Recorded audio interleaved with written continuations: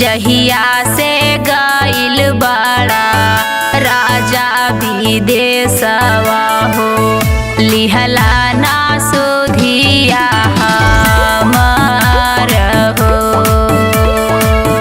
तोहरी झोपड़िया बैठी हम तया गोरीला, पगली करेले इंतजार हो। जिहुआ के नास भइल पापी गरीबिया हो, हमहू तो भइनी लाचार हो। ई मत बुझिया धनी तोहके भुलाइल बानी, जिनगी तू बारू हमार हो।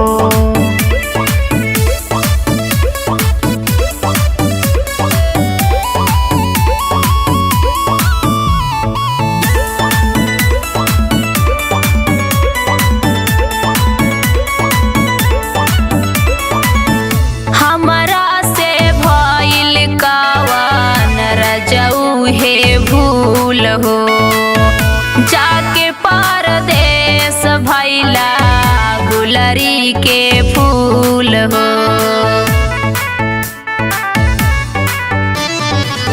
दुखवा सहिला केहू से ना कहिला, याद आवे चेहरा तोहार हो।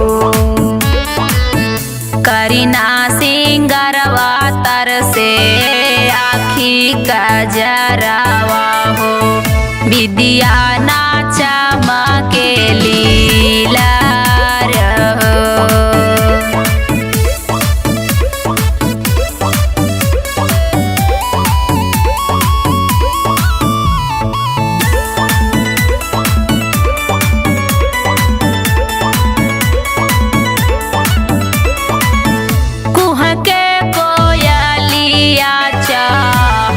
जाला मनवा हो, सुन लागे रउआ बिना घरवा या गानवा हो।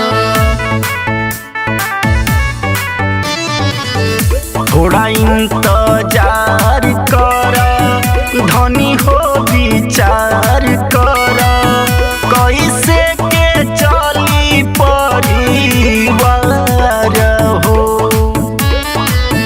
पैसा के लोभी बड़ा बोले गोतिनिया हो, तनवा मारेली बार बार हो।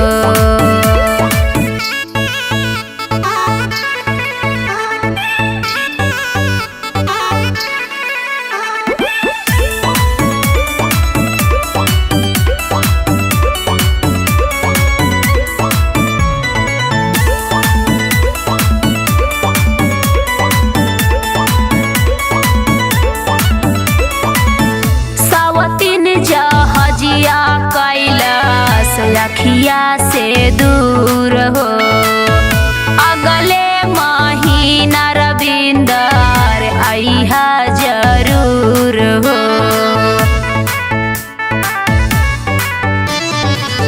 ठीक बाटे धनिया घरे हम आइबे हो, तोहके ले आइबे गोहार हो।